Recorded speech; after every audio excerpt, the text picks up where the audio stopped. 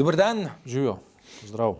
A ti razumeš, kaj je počel madžarski predsednik pri ameriškem predsedniku v Beli hiši?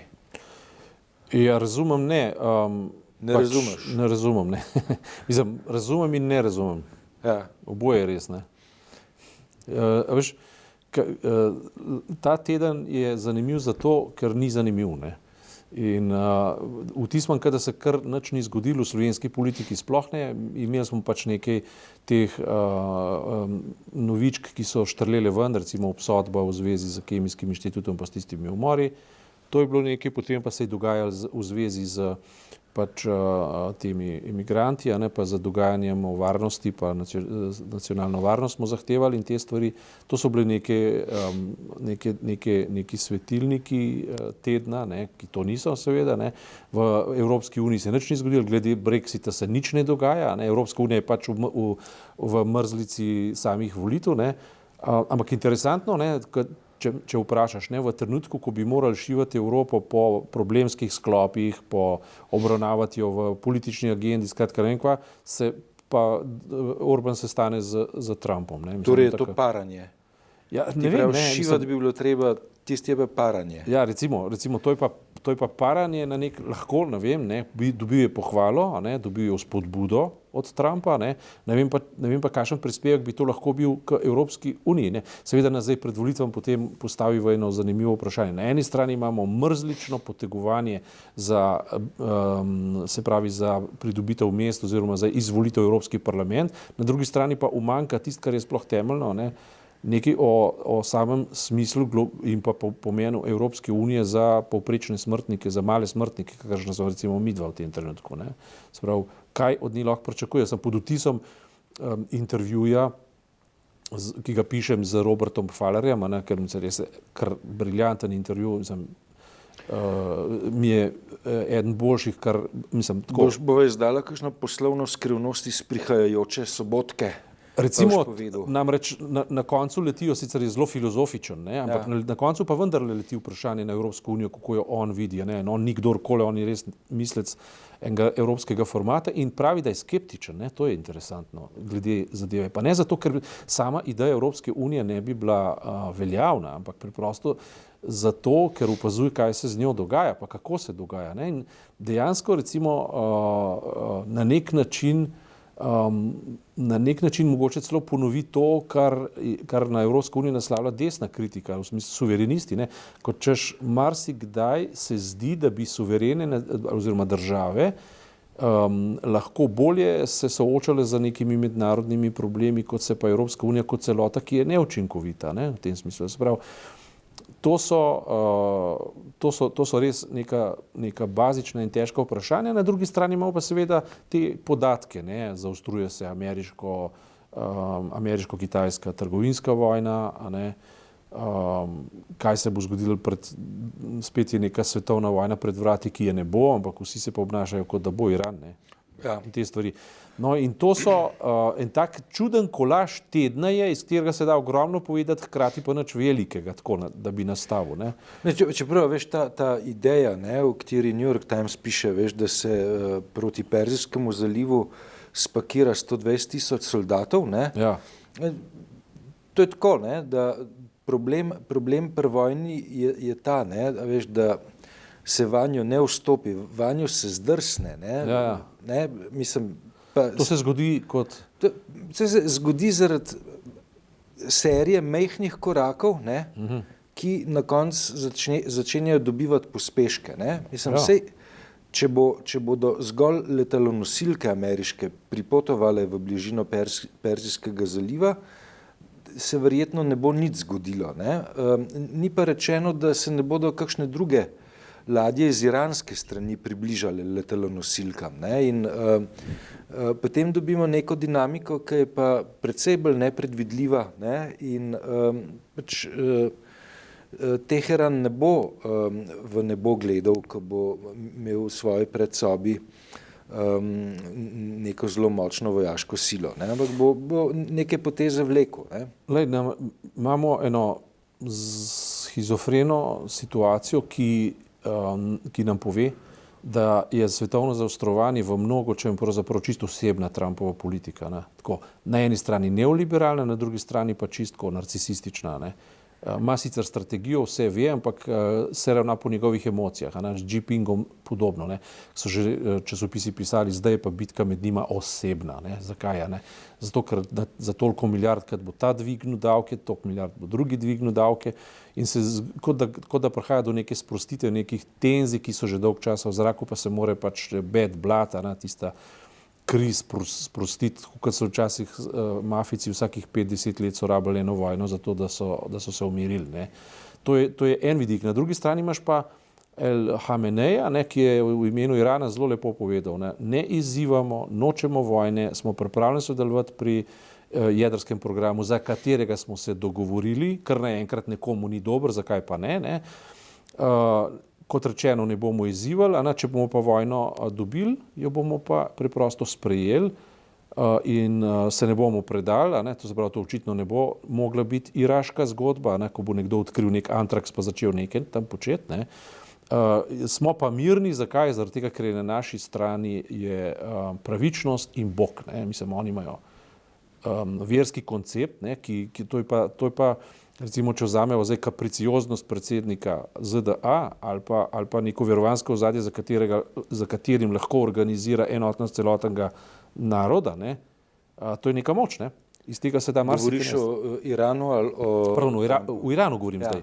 El Hamenej je to povedal ta teden in so bili izredno prepričljivi so bili pa predvsem v tem, ker so rekli, mi ne bomo nič začenjali, mi nočemo vojne, pogajali se pa tudi ne bomo, ker se nimamo o čem pogajati. To je izpogajano. To je izpogajanje in o tem se več ne pogajamo. To je strašna moč. In zdaj, če to prenesajo na Jinpinga oziroma na Kitajsko, je rekel ta teden nekaj zelo, zelo podobnega. On je preprosto rekel, mi ne bomo nič kaj izzivali v tem smislu, ampak če pa kdo vstopi v naš prostor, pač na tak način, se pa tega ne bojimo in bomo to enostavno sprejeli in oddelali. Ne bomo se umikali. Medtem ko z druge strani iz Amerike prihaja pa v bistvu metoda stalnega izsiljevanja. Kje je pa v teh taktičnih pa strateških prijemih potem Evropska unija? Vse to. Recimo, če grem na Fallerjevo tezo, zakaj je on skeptičen? Skeptičen je preprosto zaradi tega, ker Evropska unija ima tradicijo, zlasti ne v britanskem delu, ampak v socialdemokratski Evropi, ima tradicijo solidarnosti, ima tradicijo neke kohezivnosti, socialne občutljivosti in tako naprej, ki pa je po letu 90, ki so jo prevzeli vsi leve in desne stranke v času po drugi svetovni vojni, ki pa jo po letu 90 obe strani zamenjata in se predata neoliberalizmu, kar pomeni, da danes mednacionalne velike tvrtke in kapital se po Evropi lahko sprehaja, kakor se hoče, medtem ko ljudje za svojimi problemi pa Evropske unije ne morejo naslavljati. In to je en velik problem, ki ustvarja nesporazume in pa seveda plodna tla za Orbana, za Salvinija in vse, ki jih lahko zmerjamo, kolikor jih hočemo, na vse zadnje tudi lahko v Sloveniji.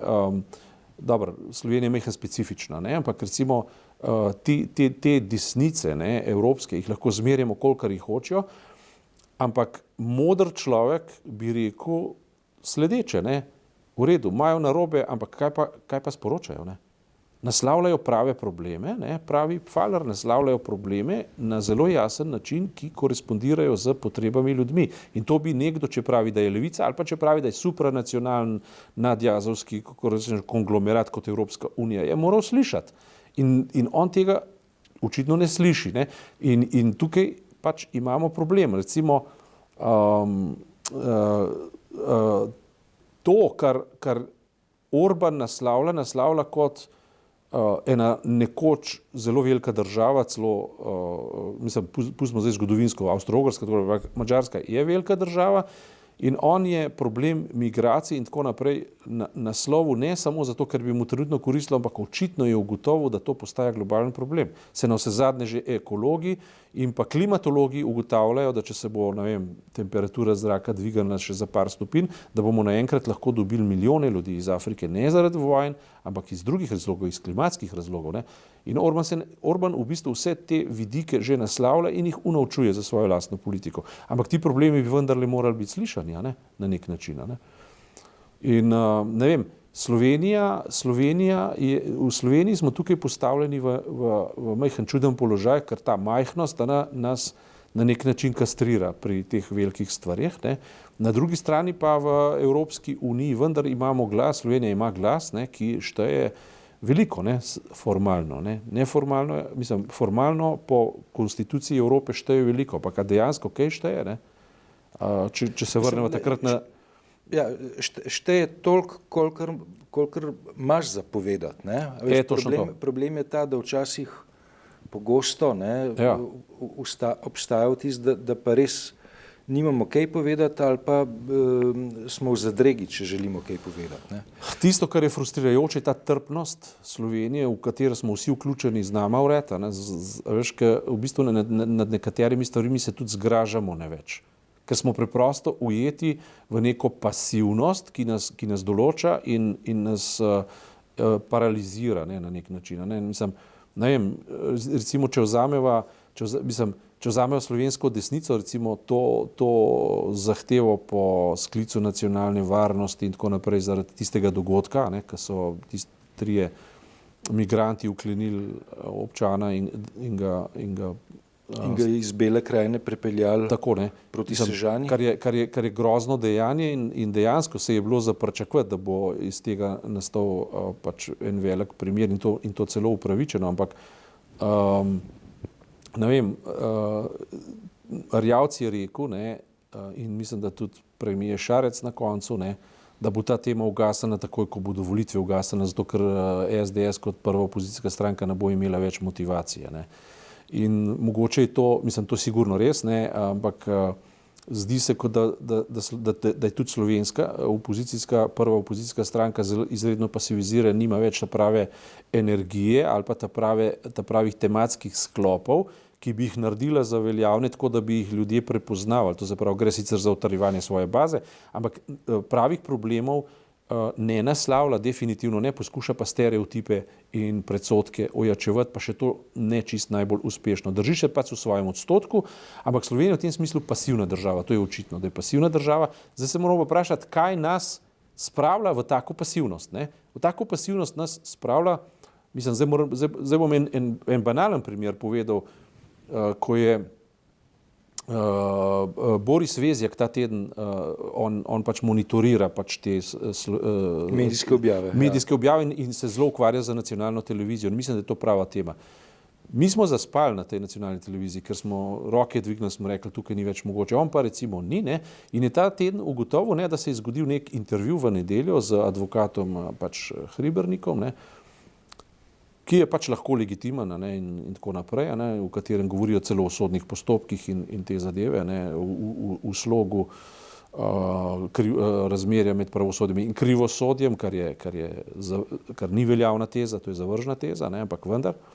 Ampak to, ne, da so se pa najave tega intervjuja zgodile v delu strankarskega časopisja in pa pri prvaku opozicije, še preden je bilo to objavljeno, to pa je škandalozno, ne.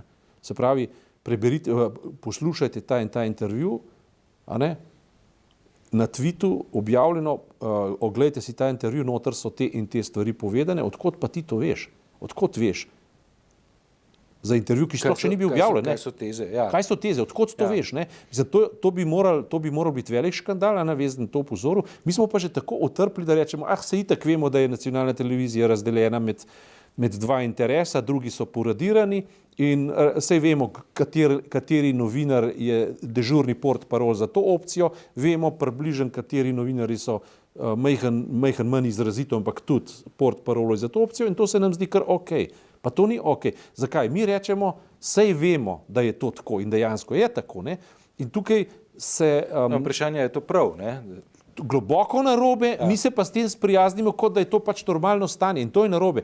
In danes, to je sreda, ne, sta se dobila v Parizu Jacinda ali Lecinda, kako se reče, Erdogan, pa Emmanuel Macron, ne. Pravi novozelandska premijerka, francoski predsednik. Tako je, francoski predsednik, ne.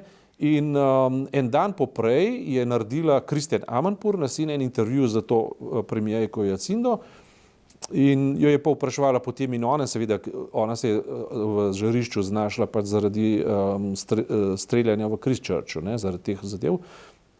In potem je tudi Zuckerberg rekel, lastnik Facebooka, da bo začel sodelovati z izbrisevanjem teh posnetkov in pa z onemogočenjem online, pač ljudje zdaj kamere gor dajo, pa grejo v live stream, ne, in tako. Ampak Christiane Amanpour jo je spraševala in ona je začela z nekim čudovitim nastavkom, mimo gre ta ženska mi zmeraj bolj všeč, mislim Jacinda, ne, mi je vedno bolj všeč, ne, ker je res tip angažiranega politika, ampak ona ni rekla, namreč različna je v tem smislu od mene, ki sem se na nek način udal v samoumevnost nekega dogajanja. Ona je rekla, ne razumem Združenih držav Amerike, da niso sprejeli zakonov, ki bi onemogočali strelsko orožje, kakršno so recimo brzostrelke ali pa strojnice ali pa tiste kasetne puške, ne, skratka orožje, ki je v bistvu vojaško orožje, ki nima kaj početi v civilnem prosti prodaji, po domač povedano. Kajti ona in njena država je to storila takoj. Takoj, ko so se zgodili tisti pokol, so šli in so naredili ukrepe in so pokazali, to je mogoče. Isto so naredili v Avstraliji. In ona natančno ve, natančno razume, kaj se dogaja v Ameriki, ampak je postavila pozicijo ne razumem. Ne kot zlagala sem se, da ne razumem, ampak ne razumem, kritiziram vas, ker tega ne naredite, zato ker lobiji obvladujejo vašo trgovino z orožjem. Ker ja, tudi mi imamo to pozicijo, da imamo v ustavi ali ne vem, ki je določeno pravico do nošnje orožja. Tudi mi imamo tradicijo, da so se tukaj začeli naseljevati lovci in da te tradicije ne smemo zdaj zanikati. Ne? Zakaj? Ti rabiš puško zato, ker če te ogrožajo divje živali, da se obraniš, ali pa konec koncev smo lovci, ki ne vem, streljamo divje živali in tako naprej, kar je danes seveda neka sporna izjava, ampak po tradiciji pa to veljavna izjava. Ampak zato ne rabimo brzostrelk. Se pravi, mi lahko bistveno omejimo nekatere stvari, ki nimajo nobene zveze z duhom nastanka naše zakonodaje, ampak so popolna deviacija današnjega časa in zato smo to tudi storili. In ona se zdaj kot, recimo, koliko pa je Nova Zelandija večja od Slovenije po prebivalstvu ali pa po prebivalstvu ne dosti, ampak po obsegu malo večja, ampak po prebivalstvu pa niti ne. Ampak ona je danes najbolj prepoznavna političarka, večkrat prepoznavna, izredno razsodna političarka, potem zgled za feministično korektnost, ne za politično, ampak za to, da ona dejansko zastopa pravice na korekten način in potem tudi stvari spelje in stori in ves svet sliši za njo. Dobro, se je zgodila ta streljačina, če tako rečemo. Ampak to pomeni, preneseno povedano, tudi Slovenija bi lahko bila slišana, če bi imela svojo Jacindo Ardern, moškega ali ženskega spola. In ni slišana. Zakaj? Zato, ker je v mainstreamu, ker se tudi na ravni Evropske unije uleže v nek birokratski tok, ki ima neko svojo lastno osebnost, ki teče, kakor pač teče in mi se gremo, kakor... Celo slovenska opozicija pri tem ne zna storiti ničesar, zato ker si ne upa imeti proti evropskega programa, zato ker Slovenija potrebuje Evropsko unijo, to pa je resnica, ne? No in pade iz te igre popolnoma ven in istočasno se pa zanemari ena osnovna potreba Slovenije po neki enotnosti v nacionalnem interesu. Ravno v tem je nacionalni interes, da izpostavimo demokratičnost majhne države, ali pa demokratičnost, ki se ne meri po majhnosti države, ampak po kakovosti njenega prizadevanja za demokratičnost, za boljšo družbo. Recimo Evropa bi v tem primeru ravno to potrebovala. Nov socialni element in občutek, da korporacije ne vladajo Evropi, ampak je to sestavina suverenih držav, v katerih so neki ljudje. Ne? Zato Salvini prosperira. No, te debate jaz pred evropskimi volitvami pravzaprav v zadostni meri vsaj ne vidim. Ne? Govoriš o debati, ki bi tekla v slovenskem prostoru ali v celotnem. Ne v enem, ne v drugem in v nikakršnem, ne, zaradi tega, ker redefinicija, recimo, mi to se zelo veliko tukaj pogovarjali pač o Brexitu, ne, to je čisto zamrlo zdaj, ne. Zaradi tega, ker nihče noče po eni strani kontaminirati evropskih volitev, po drugi strani pa v Angliji, ne, sem pa prebral, se pravi v angleškem časopisju pa zelo resne pomisleke, namreč zdaj so zapisali, smo se pač odločili, oziroma splošno mnenje je, da se raje pomikamo proti Združenim državam Amerike, kakor proti Evropski uniji, ne.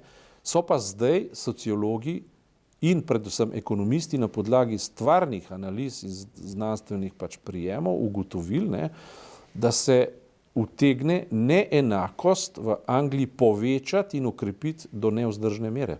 To se pravi, Evropska unija je bila socialni korektiv, je bila korektiv nečesa, kar zapušča, vendar ima še zmeraj v veliko večji meri, kot je imela Velika Britanija ali pa kot ima Združene države Amerike. Mislim, se ni naključje, veš, da je neoliberalna revolucija, ne, v evropski prostor vstopila prek Margaret Thatcher. Točno tako, prek njenega zelo brutalnega zatrtja rudarske stavke na začetku 80-ih let. Seveda.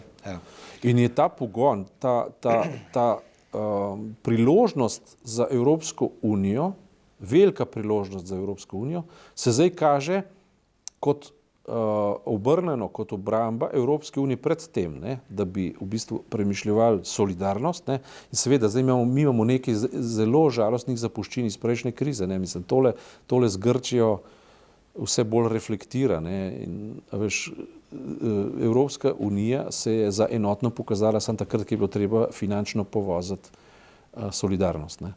Medtem ko pa tam, kjer bi bilo pa treba pokazati enotnost v reprogramiranju evropskega gospodarstva proti velikim sistemom, se pravi regionalnega gospodarstva, je pa prepuščeno inicijativi malih podjetnikov, nekih regij in tako naprej, nima nekih pravih vzvodov, a ne, in seveda neka Italija, recimo kot Saša Vidmarjeva zelo dobro piše po teh regijah, a ne, ki so zelo revne, so netivo za populizme, logično, ne, in jaz ne vem, težko je zdaj reči, kaj bi Evropska unija morala v zvezi s tem, katere ukrepe bi boljš morala poudarjati, ampak na vsak način pa umanjkanje le teh, ne, vzpodbuja nacionalizme in to drugač biti ne more, ne.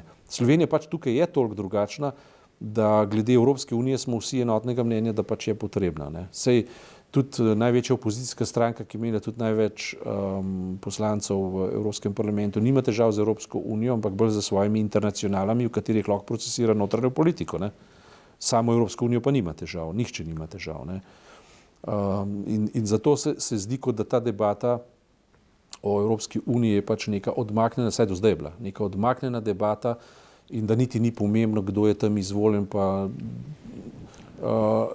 ne vem, ali bo zdaj ta vse evropska kampanja in vse to, kar se tudi mi zdaj pogovarjamo, nekako prinesla prepričanje, da vendar gre za našo notranjo politiko, ne. Saj v intervjuju za Delo je to privzel, ne, tudi Šarec kot premier, ne. 26. so volitve, tako da pred volitvami se še enkrat oglasva in kakšno rečeva. To je naslednjo sredo, ne? Tako je, to je pa to za danes. Hvala.